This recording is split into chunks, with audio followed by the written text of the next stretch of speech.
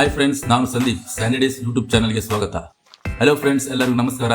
ನಿಮ್ಮ ಪ್ರೀತಿಯ ಸ್ಯಾಂಡಿ ಮಾತಾಡ್ತಾ ಇರೋದು. ಇವತ್ತು ನಾನು ನಿಮ್ಮ ಜೊತೆ ಒಂದು ಫ್ಯಾಮಿಲಿ ಬರ್ತಾ ಇದ್ದಾರೆ. ಅವರನ್ನು ಕರ್ಕೊಂಡು ಮಂಗಳೂರು ಫೇಮಸ್ ಟೆಂಪಲ್ಗೆ ಟ್ರಿಪ್ ಹೋಗೋಣ ಅಂತ ಇದ್ದೀವಿ. ನಮ್ಮ ಕಿಯಾ ಕ್ಯಾರೆನ್ಸ್ ಕೂಡ ರೆಡಿಯಾಗಿದೆ, ನಾನು ಕೂಡ ರೆಡಿಯಾಗಿದ್ದೀನಿ. ಈ ರೋಡ್ ಟ್ರಿಪ್ ಹೇಗಿರುತ್ತೆ, ಯಾವೆಲ್ಲ ದೇವಸ್ಥಾನಗಳಿಗೆ ಹೋಗ್ತೀವಿ ಅಂತ ನೋಡೋಣ. ಬನ್ನಿ, ಇವತ್ತಿನ ವ್ಲಾಗ್ ಶುರು ಮಾಡೋಣ. ನಾನು ನಮ್ಮ ಮನೆಯಿಂದ ಸೂಪರ್ ಆಗಿ ಗಾಡಿ ತಗೊಂಡು ಹೊರಟೆ.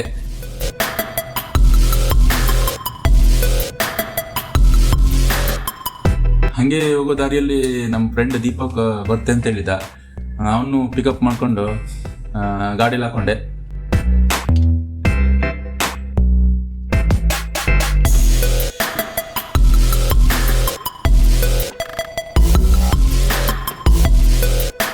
ಅಲ್ಲಿಂದ ನಾವಿಬ್ರು ಸೇರಿ ಸೀದಾ ನಮ್ಮ ಇನ್ನೊಬ್ಬ ಫ್ರೆಂಡ್ ಗುರುರಾಜ ಇದನ್ನಲ್ಲ ಅವ್ರ ಮನೆಗೆ ಹೋದ್ರು.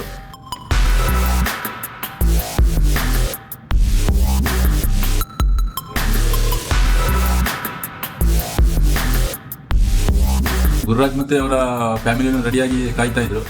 ಎಲ್ಲರೂ ಖುಷಿ ಖುಷಿಯಾಗಿ ಗಾಡಿಯಲ್ಲಿ ಕೂರಿಸ್ಕೊಂಡು ಇಡೀ ಗ್ಯಾಂಗ್ನ ಮಂಗಳೂರು ಕಡೆಗೆ ಹೊರಟರು. ಹಂಗೆ ಎಲ್ಲರನ್ನೂ ಕರ್ಕೊಂಡು ನಮ್ಮ ಗಾಡಿ ಕುಂಬ್ರದಿಂದ 1 hour ದಾಟಿ ಭಟ್ಕಳ ಕಡೆಗೆ ಹೋಗೋ ದಾರಿಯಲ್ಲಿ ಸೀನ್ ಅಂತೂ ಭಾರಿ ಚಂದ ಇತ್ತು. ನೋಡಿ, ನೀವು ನೋಡ್ಬೋದು, ಒಳ್ಳೆ ಮಸ್ತ್ ಸೀನ್ ಇದೆ.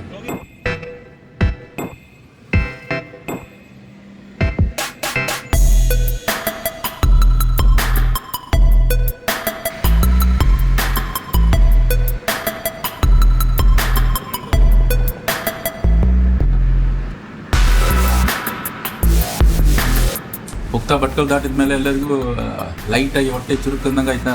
ಅದಕ್ಕೆ ಒಂದ್ ಕಡೆ ಗಾಡಿ ಸೈಡ್ ಹಾಕಿದ್ವಿ. ಸೈಡ್ ಹಾಕಿದ್ರೆ ಅಲ್ಲಿ ಅಸಲಿ ಕತೆ ಶುರು ಆಯ್ತು. ನೋಡಿ, ನಮ್ಮ ಕಸ್ಟಮರ್ ಇದ್ರಲ್ಲ, ಎಂತ ಮಾಡೋದಂದ್ರೆ ಅವರು ಮನೆಯಿಂದಲೇ ಬಿಸಿ ಬಿಸಿ ಇಡ್ಲಿ ಮತ್ತೆ ಚಟ್ನಿ ಮಾಡ್ಕೊಂಡ್ ಬಂದ್ಬಿಟ್ಟಿದ್ರು. ಎಲ್ಲರೂ ಸೇರಿ ಅಲ್ಲೇ ಭರ್ಜರಿಯಾಗಿ ತಿಂಡಿ ತಿನ್ನೋ ಕೂತ್ರು. ನಾನಂತೂ ಲೈಟಾಗಿ 4 ಇಡ್ಲಿ ತಿಂದೆ. ನಮ್ಮ ಫ್ರೆಂಡ್ ದೀಪಕ್ ಇದ್ದಾನಲ್ಲ, ಅವನಿಗೆ ಇಡ್ಲಿ ಚಟ್ನಿ ಅಂದ್ರೆ ಭಾರಿ ಇಷ್ಟ ಅನ್ಸ್ತದೆ. ಹಂಗಾಗಿ 8 ಇಡ್ಲಿ ಮಾಡ್ದಾನೆ.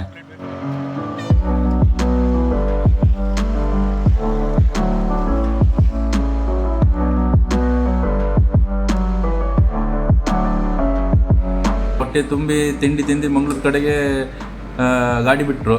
ಮುಂದೆ ಹೋಗ್ತಾ ಇದ್ದಾಗೆ ನಮಗೆ ಸಿಕ್ಕಿದೆ ನಮ್ಮ ಕರಾವಳಿ ಹೆಮ್ಮೆಯ ಫೇಮಸ್ ಮರವಂತೆ ಬೀಚ್. ವಿಡಿಯೋದಲ್ಲಿ ನೀವು ನೋಡ್ಬೋದು, ಎಂತ ಮಸ್ತ್ ಜಾಗ ಇದು. ಈ ಒಂದು ಬದಿಯಲ್ಲಿ ಅರಬ್ಬಿ ಸಮುದ್ರ ಕಾಣ್ತಾ ಇದೆ, ಇನ್ನೊಂದು ಬದಿಯಲ್ಲಿ ತಂಡಾಗಿ ಹರಿತಿರೋ ಸೌಪರ್ಣಿಕ ನದಿ ನೋಡ್ಬೋದು ನೀವು. ಈ ಕಡೆ ಸಮುದ್ರ, ಆ ಕಡೆ ನದಿ, ಎರಡೂ ಮಧ್ಯ ನಮ್ಮ ಗಾಡಿ ಹೈವೇಲಿ ಓಡಿಸೋದಂದ್ರೆ ಬಹಳ ಮಸ್ತ್ ಆಗ್ತದೆ ಗಾಡಿ ಓಡಿಸ್ಲಿಕ್ಕೆ.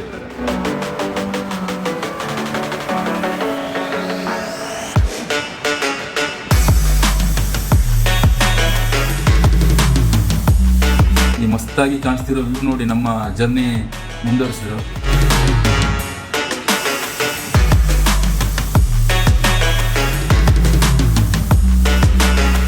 ಮರವಂತೆ ಸೌಂದರ್ಯವನ್ನು ನೋಡಿಕೊಂಡು ನಮ್ಮ ಗಾಡಿ ಸೀದಾ ಮಂಗಳೂರಿನ ನಂತೂರು ಸರ್ಕಲ್ ಹತ್ರ ಬಂದ್ಬಿಟ್ಟರು. ಅಲ್ಲಿಂದ ಹಂಗೆ ಮುಂದೆ ಹೋಗ್ತಾ ಇದ್ದಾಗೆ ಸಿಕ್ಕಿದೆ ನಮಗೆ ಪ್ರಸಿದ್ಧ ನೇತ್ರಾವತಿ ನದಿ.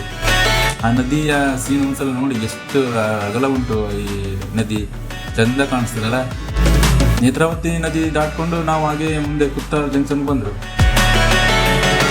ಅಲ್ಲಿಂದ ಕೊರಗಜ್ಜ ದೇವಸ್ಥಾನಕ್ಕೆ ಹೋಗೋ ದಾರಿ ಶುರು ಆಗ್ತದೆ. ನೀವು ನೋಡ್ಬೋದು, ಇಲ್ಲಿಂದ ಹತ್ರ ಇದೆ ಕೊರಗಜ್ಜ ದೇವಸ್ಥಾನದ ಹತ್ರ ಹೋಗ್ತಾ ಇರುವಾಗ ದಾರಿ ಬದಿಯಲ್ಲಿ ನೀವು ಸಾಲಾಗಿ ಅಂಗಡಿ ಕಾಣಿಸ್ತಿದೆಯಲ್ಲ, ಅದು ನೋಡ್ಬೋದು. ಅದೇನಂದ್ರೆ ಕೊರಗಜ್ಜನಿಗೆ ಇಷ್ಟವಾದ ಚಕ್ಲಿ, ಬೀಡ ಮತ್ತೆ ಹೂವು ಎಲ್ಲ ಭಕ್ತರಿಗೆ ಅಂಗಡಿಯವರು ಮಾರಾಟಕ್ಕಿಟ್ಟಾರೆ. ನೀವು ನೋಡ್ಬೋದು ಇಲ್ಲಿ.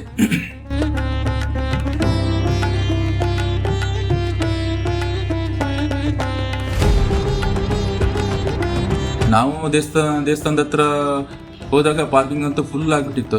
ಅದನ್ನು ನೋಡಿ ನಮಗೆ ಇವತ್ತು ಫುಲ್ ಜನ ಬಂದಾರನ ಅಂತ ಅನ್ಸೋಕೆ ಶುರು ಆಯಿತು. ಹಂಗೆ ಕಷ್ಟಪಟ್ಟು ನಾವು ಒಂದು ಬದಿಯಲ್ಲಿ ನಮ್ಮ ಗಾಡಿನ ಪಾರ್ಕ್ ಮಾಡಿದ್ರು. ಆಮೇಲೆ ನಾವು ಕೊರಗಜ್ಜ ದೇವರಿಗೆ ಚಕ್ಲಿ ಮತ್ತು ಬೀಡ ತಗೊಂಡು ದೇವಸ್ಥಾನಕ್ಕೆ ಹೋದ್ರು. ನಿಮಗೆ ಗೊತ್ತಿರೋ ಹಾಗೆ ಈ ದೇವಸ್ಥಾನದ ಒಳಗಡೆ ಮೊಬೈಲ್ ಯೂಸ್ ಇಲ್ಲ, ಬಂದ್ ಮಾಡಿದ್ದಾರೆ. ಹಾಗಾಗಿ ಒಳಗಡೆ ಯಾವುದೇ ಫೋಟೋ ಆಗಲಿ ವಿಡಿಯೋ ಆಗಲಿ ಮಾಡೋಕೆ ಆಗಲಿಲ್ಲ. ಆದರೆ ಅಜ್ಜನ ದರ್ಶನ ಮಾತ್ರ ಭಾರಿ ಮಸ್ತಾಯಿತು ಮಾರ್ರೆ. ಮನಸ್ಸಿಗೆ ಸಿಕ್ಕಾಪಟ್ಟೆ ನೆಮ್ಮದಿ ಸಿಕ್ತು. ನಾವು ತಗೊಂಡೋದ ಚಕ್ಲಿ ಮತ್ತೆ ಬೀಡ ಅಜ್ಜನಿಗೆ ಸಮರ್ಪಿಸಲೇ ಕೊಟ್ಟ ಪ್ರಸಾದವನ್ನು ತಗೊಂಡು ನಾವು ಹೊರಗಡೆ ಬಂದರು. ಇಲ್ಲಿಯ ಪ್ರಸಿದ್ಧಿ ಏನೆಂದರೆ ಕೊರಗಜ್ಜ ಅಂದರೆ ಕರಾವಳಿ ಅತ್ಯಂತ ಶಕ್ತಿಶಾಲಿ ಮತ್ತು ನಡೆದುಕೊಳ್ಳುವ ದೈವ ಅಂತ ಹೇಳ್ತಾರೆ. ನೂರಾರು ವರ್ಷಗಳ ಹಿಂದೆ ತುಳುನಾಡಿನಲ್ಲಿ ಜನರು ಕಷ್ಟಗಳನ್ನು ದೂರ ಮಾಡ್ತಾ ಬಾಳಿದ ಒಬ್ಬ ಮಹಾಪುರುಷ ಇವರು. ಇವರ ದೈವಿಕ ಶಕ್ತಿಗೆ ಇಲ್ಲಿ ದೊಡ್ಡ ಗೋಪುರಗಳಿಲ್ಲ, ಗರ್ಭಗುಡಿ ಇಲ್ಲ, ಕೇವಲ ಒಂದು ಪವಿತ್ರ ಕಟ್ಟೆ ಮಾತ್ರ ಇರ್ತದೆ.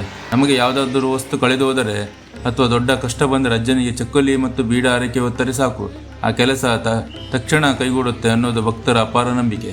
ಅಜ್ಜನ ದರ್ಶನ ಮುಗಿಸಿ ನಾನು ಮತ್ತು ದೀಪಕ್ ಹಾಗೆ ಸೆಲ್ಫಿ ವಿಡಿಯೋ ಮಾಡ್ತಾ ನೋಡಿಕೊಂಡು ನಮ್ಮ ಕಾರು ನಿಲ್ಲಿಸಲು ಜಾಗಕ್ಕೆ ಬಂದರು. ಒಳಗಡೆ ಪ್ರಸಾದ ಕೊಟ್ಟಿರೋ ಅಜ್ಜನ ಚಕ್ಕುಲಿ ಮತ್ತು ಬೀಡನ ಕೈಯಲ್ಲಿ ಹಿಡಿದು ನಿಮಗೊಂದು ಸಣ್ಣ ವಿಡಿಯೋ ಮಾಡಿ ತೋರಿಸಿದ್ದೀನಿ, ನೀವು ನೋಡ್ಬೋದು ಒಳಗಡೆ ಕೊಟ್ಟಿರುವಂಥ ಚಕ್ಕುಲಿ ಮತ್ತು ಬೀಡ. ಅಲ್ಲಿಂದ ಮುಂದೆ ನಾವು ಕುತ್ತಾರ ಹತ್ತಿರದಲ್ಲಿರೋ ಮತ್ತೊಂದು ಕೊರಗಜ್ಜನ ಪ್ರಸಿದ್ಧ ಕ್ಷೇತ್ರಕ್ಕೆ ಹೋದರು. ಅಲ್ಲಿ ಹೋಗೋ ದಾರಿ ಮಾತ್ರ ಭಾರಿ ಸಣ್ಣ ಇದೆ ಮಾರ್ರೆ.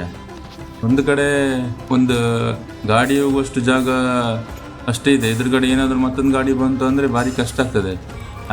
ಆ ರೋಡ್ ಹೇಗಿದೆ ಅಂತ ನೀವು ವಿಡಿಯೋದಲ್ಲಿ ನೋಡ್ಬೋದು. ನಾವು ಇಲ್ಲಿ ಮುಟ್ಟಿದಾಗ ಅಲ್ಲೂ ಗಾಡಿಗಳೆಲ್ಲ ಸಾಲಾಗಿ ಪಾರ್ಕ್ ಮಾಡ್ಕೊಂಡಿದ್ರು. ಇಲ್ಲೂ ಅಷ್ಟೇ ಒಳಗಡೆ ಯಾವುದೇ ವಿಡಿಯೋ ಮಾಡಲಿಕ್ಕೆ ಆಗಲಿಲ್ಲ. ಆದರೆ ಈ ಕ್ಷೇತ್ರದಲ್ಲಿ ನೆಲೆಸಿರೋ ದೇವರುಗಳ ಬಗ್ಗೆ ನಿಮಗೆ ಹೇಳ್ತೀನಿ ಕೇಳಿ. ಇಲ್ಲಿ ಶ್ರೀ ಬೇರ್ಮರ ಇಳ್ವರ್ ಸಿರಿಗಳು ಕುಮಾರ ಹಾಗೂ ನಂದಿಕೋಣ ದೇವರು, ಹಾಗೆಯೇ ಶ್ರೀ ರಕ್ತೇಶ್ವರಿ ಅಮ್ಮನವರು ಮತ್ತು ಶ್ರೀ ಕೊರಗಜ್ಜ ದೇವರು ನೆಲೆಸಿದ್ದಾರೆ. ಅಲ್ಲಿಂದ ದೇವರುಗಳ ದರ್ಶನ ಪಡೆದು ಭಕ್ತಿಯಿಂದ ಕೈ ಮುಗಿದು ನಮ್ಮ ಗಾಡಿ ಸೀದಾ ಮಂಗಳಾದೇವಿ ದೇವಸ್ಥಾನಕ್ಕೆ ಹೋದ್ವಿ. ಹೋಗೋ ದಾರಿಯಲ್ಲಿ ಮಂಗಳೂರು ಸಿಟಿ ಸೀನೆಲ್ಲ ಹೇಗಿತ್ತು ಅಂತ ನೀವು ವಿಡಿಯೋದಲ್ಲಿ ನೋಡ್ಬೋದು. ದೇವಸ್ಥಾನದ ಹತ್ರ ಬಂದು ಮುಟ್ಟಿದ್ರು, ಅಲ್ಲಿ ಪಾರ್ಕಿಂಗ್ ಸಿಗದೆ ಭಾರಿ ಕಷ್ಟ ಆಯಿತು. ಜಾಗ ಇಲ್ಲದೆ ಬಂದವರೆಲ್ಲ ರೋಡ್ ಮಧ್ಯದಲ್ಲೇ ಸಾಲಾಗಿ ಕಾರ್ ನಿಲ್ಲಿಸಿದ್ರು.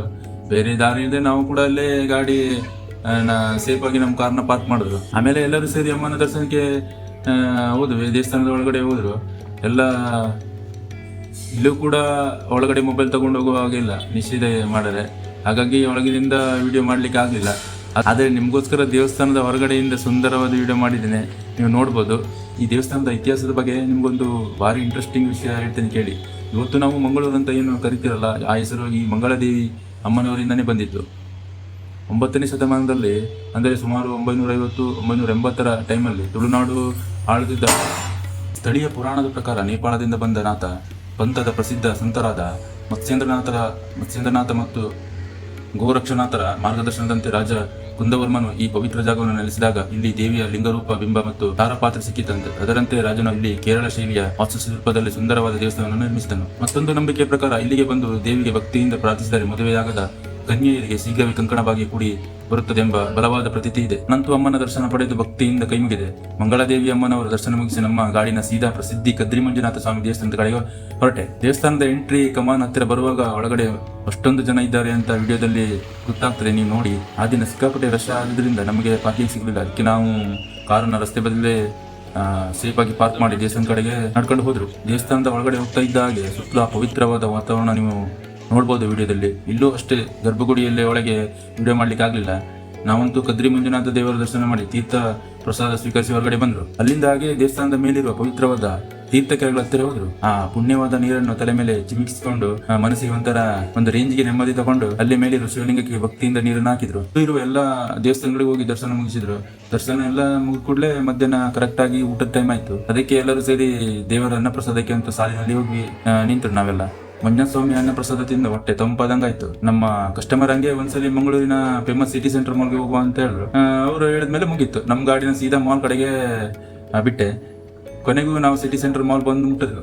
ಮಾಲ್ ಒಳಗಡೆ ಎಂಟ್ರಿ ಹೋಗ್ತಾ ಇದ್ದಾಗೆ ಲೈಟ್ ಆಗಿ ಆ ಬಿಲ್ಡಿಂಗ್ ನೋಡಿ ಎಲ್ಲ ಫ್ಯಾಮಿಲಿ ಖುಷಿ ಪಟ್ಟು ಎಲ್ಲರೂ ಸೇರಿ ಒಂದು ರೌಂಡ್ ಹೊಡೆದು ಲೈಟ್ ಆಗಿ ಶಾಪಿಂಗ್ ಮಾಡಿ ವಿಂಡೋ ಶಾಪಿಂಗ್ ಮಜಾ ತಗೊಂಡು ಅಲ್ಲಿಂದ ನಮ್ಮ ಗಾಡಿ ಸೀದಾ ಪ್ರಸಿದ್ಧ ಕಟೀಲು ದುರ್ಗಾ ಪರಮೇಶ್ವರಿ ದೇವಸ್ಥಾನದ ಕಡೆಗೆ ಹೋದ್ರು. ಇಲ್ಲೂ ಪಾರ್ಕಿಂಗ್ ಸ್ವಲ್ಪ ಕಡಿಮೆನೇ ಇದೆ. ಗಾಡಿ ಪಾರ್ಕಿಂಗ್ ಮಾಡಿ ದೇವಸ್ಥಾನದ ಕಡೆಗೆ ಹೊರಟರು. ಇಲ್ಲೂ ಅಷ್ಟೇ ದೇವಸ್ಥಾನದ ಒಳಗಡೆ ಮೊಬೈಲ್ ಪರ್ಮಿಷನ್ ಇಲ್ಲ ಒಳಗಡೆ, ಹಾಗಾಗಿ ಒಳಗಿನ ವಿಡಿಯೋ ಮಾಡ್ಲಿಕ್ಕೆ ಆಗಲಿಲ್ಲ. ಆದರೆ ಅಮ್ಮನ ದರ್ಶನ ಮಾತ್ರ ಭಾರಿ ಮಸ್ತಾಯಿತು. ದರ್ಶನ ಮುಗಿಸಿ ಹೊರಗಡೆ ಬಂದಮೇಲೆ ದೇವಸ್ಥಾನದ ಹೊರಗಡೆ ಸುತ್ತಲೂ ಇರೋ ಆ ಚಂದದ ಜಾಗ ನೋಡಿ. ದೇವಸ್ಥಾನದ ಒಳಗಡೆ ಜುಳು ಅಂತ ಇರೋ ಈ ಪವಿತ್ರ ನಂದಿನಿ ನದಿ ನೀವು ನೋಡ್ಬೋದು ವಿಡಿಯೋದಲ್ಲಿ. ಕಟೀಲು ಅಂದರೆ ಪ್ರಕೃತಿಯ ಮಡಿಲಲ್ಲಿ ಅದ್ಭುತ ಕ್ಷೇತ್ರ. ಪುರಾಣದ ಪ್ರಕಾರ ಈ ಭಾಗದಲ್ಲಿ ಭೀಕರ ಬರಗಾಲ ತಂದಿದ್ದ ಅರುಣಾಸುರ ಅನ್ನೋ ರಾಕ್ಷಸನನ್ನು ಸಂಹರಿಸಲು ಜಗನ್ಮಾತೆ ದುರ್ಗಾ ಪರಮೇಶ್ವರಿಯು ಭ್ರಮರಾಂಬಿಕೆಯ ದೊಡ್ಡ ದುಂಬಿ ರೂಪ ತಾಳಿ ಬಂದು ಅವನನ್ನು ಸಂಹರಿಸಿದಾಳಂತೆ. ಆಮೇಲೆ ದೇವಿಯ ಇಲ್ಲಿ ಪವಿತ್ರವಾದ ನಂದಿನಿ ನದಿಯ ಮಧ್ಯೆ ಲಿಂಗರೂಪಿಯಾಗಿ ನೆಲೆಸಿದಳು. ಇಲ್ಲಿ ಕಟಿ ಅಂದರೆ ಸೊಂಟ ಅಂತ, ಇಳು ಅಂದರೆ ಜಾಗ.